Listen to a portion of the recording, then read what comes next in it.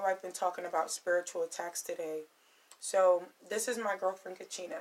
Peace, y'all. And Kachina actually started Kachina Now. And I'm going to be talking to Kachina. She knows a lot about spiritual attacks, and she's actually a healer, and she works with different types of herbs and her energies to help heal other empaths and people that may be new to their spirituality and that may be experiencing a spiritual attack. So, Kachina, yes, what's up? Hi. I love you. I love you too. So, what made you start Kachina Now? Kachina Now you started from me actually doing cleansing baths. Initially, it started off for myself. I had went through a very tough time where I was in a foreclosed house. I just experienced the death of my twin's father.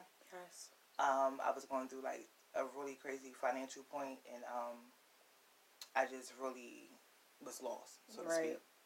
So I ended up going to a spiritual healer, so to speak, and she suggested me taking a spiritual bath, and I never heard of it before. And I said, okay, well, what is this, and what is it? What is it made of? And she's just like, oh, it's just herbs that carry certain properties to help you with certain things, so forth, so on. Cool. So I got this bath, and it was in like a water bottle. Okay. And it had... Well, how big was the water bottle? So it was like a gallon. Okay. And it just, it had herbs floating throughout. And she suggested that I take the bath. I light a candle, a 7-day candle, and I say a prayer. And of course, you were already receptive to this type of stuff, right? Right. Absolutely, because at this point, and this is like not to knock any type of religion or anything like that, but at this point, I have pretty much done what I was told to do, which was like go to church, pray, right, all those things. And I just is like, is there something that's different for me? So I got the bath from the lady. I took the bath, and I didn't feel anything. Really? No. That's so honest. No. A lot of people would have been like, "Oh my God, it changed my life." Yeah. This honesty. No, I didn't feel nothing actually. Wow. I smelled better, but I didn't feel anything. So I was just frustrated. So I said, okay, won't you look up spiritual baths? And right. What that is. Everybody has different terminology for what that looks like, what it feels like. And basically, to me, a spiritual bath is something that you take that has herbs that carry different spiritual properties. Right. And for me at that time, I was suffering with anxiety, depression. I felt like I didn't have any luck. Like it was just all those things. So felt like your world was just crashing down around you. Right. So something was like, well, look up herbs and magical/spiritual properties. Right. So once I've done that, and I just kind of like took a look at my own situation, I gathered certain herbs, and I got them. I put them in the bath. I got some essential oils, things that I felt that were, good for me, and I just kind of put it all together, and I made my own bath. And it wasn't like a miraculous type of the next day I felt better. Right. But initially I did feel lighter. Right. And I'm gonna say a week after that, some money that I was waiting on had came through. Wow. For my daughter, and I was able to move out of the foreclosed house. So it kind of turned into, a friend wanting one, and then a friend of a friend would want one.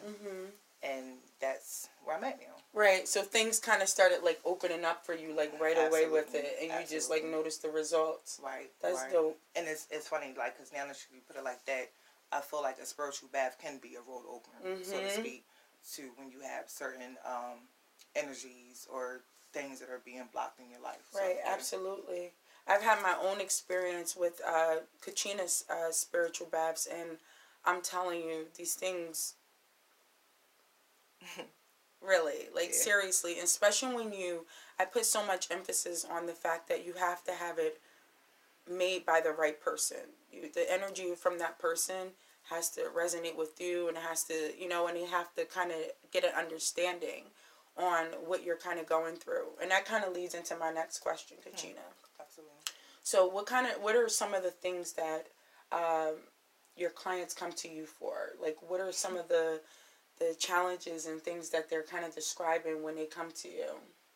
I would say the biggest one would be a lack of clarity on their situations. Right. A lack of clarity, depression, overall anxiety, being angry. Yeah. So those are, I would say, probably the top 4 things that people come to me for. Just feeling like really like lost and down and depressed and somber and stuff like that. Losing sleep. I know exactly what it's like, especially when you're under a spiritual attack. You're being hit from every which way, like your finances, all of those things I've talked about. So, what do you recommend for people that are under a spiritual attack? Like, when they don't have access to the spiritual baths, like, what could they do? Honestly, I would start off with, because sometimes we, often enough, like, I feel like most people who are under attacks with, like, spirituality is because they are empaths or, like you said, light workers or starseeds. People who are just highly intuitive. Right. Yeah. And you're just susceptible to so many different energies. So I would say the first thing is to decipher if it's your energy or somebody else's. And with that, for me, it's through meditation. It's honestly just simply by just sitting and really focusing on what's going on. Is this something that's physical or is it something that's spiritual? And then once you decide that it is spiritual, then I would say, then you go into taking the proper measures to taking care of that. Yeah. And you know me, like, I know I say this sometimes, probably on my YouTube channel, I think everything is spiritual. Even if you're sick, I feel like that could be a spiritual attack, you know, like, so it is important to meditate and kind of see, like, is it something really serious on a earthly realm, or is it something that you really need to work on yourself within the higher realms and, you know, bringing it down to earth. But what about, like, they can come to you for, like, a reading as well. Oh, yeah, absolutely. That can give you clarity and kind of help you out if you're under a spiritual attack, too. Right. Readings, so, like, I'm not like Danielle because she's just so, like, technical and stuff with her words. But for readings, for me, it's kind of like a blueprint of really figuring out what's what. It's kind of like a best friend that's like, no, girl, I'm telling you, like, this is wrong. Right, this right. is what's going on. Like, I'm going to give you this clarity because often enough, sometimes we're in our own shit that we can't really see past it. So having a reading is kind of like the best friend is like on the outside of it. And you're like, oh, no, this very much is going on. So you could do a reading. You can come to me for a bath. But also, like, if you don't have the resources for that as well, there's so many different herbs that you can look up that has protective properties in it. Catnip is very well. Salt is very good. It's said that if you lay down salt around your... Is there a certain type of salt? Like, there's like Himalayan salt, black salt. It's fake Himalayan salt, it's black salt, it's like regular salt, it's like rock salt, it's so many things. It's the old spiritual folks used to say that most evil entities or spiritual demons couldn't get to you because they will literally have to pick up the morsels of salt, every grain of salt to get towards your right. Yeah. But for me, I found out for me that regular just rock salt or like, you know, table salt is good. I feel like Himalayan salt is more of like a detoxifying type of thing when it comes to your body or whatever. But I would. And the colors matter as well, right? The white salt versus the pink salt. A lot. We'll get deeper into that one day in another video. But those colors of the black salt, different salts resonate for different energies. And then, you know, you have cleansing agents and tools, sage. You know, had sage all day. Palo Santos. You have Cassadilla, which is like a white chalk that some people use. Red brick dust. All very important, I guess, tools that you can use for protecting yourself when it comes to spiritual attacks. Nice. Yeah. And that leads in to my next question, the fact that you used the word protection.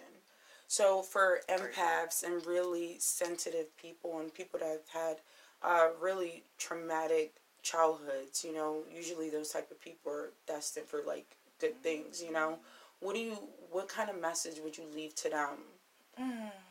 Throughout their spiritual journey, or if they may be under a spiritual attack, what could you leave for them? Man, the forgotten ones, but not really. Like, we're the chosen ones and the blessed ones. So, speaking from my own experience, like, I kind of went through some real tough shit, like child abuse, physical, sexual, mental, verbal. The first thing, my very first step was me deciding that wasn't me. Mm-hmm. Like, you always have a choice to rewrite your story. And I had this thing where, like, I was using my trauma as a cloak. A blanket, security blanket, right. Right. And I didn't even know it.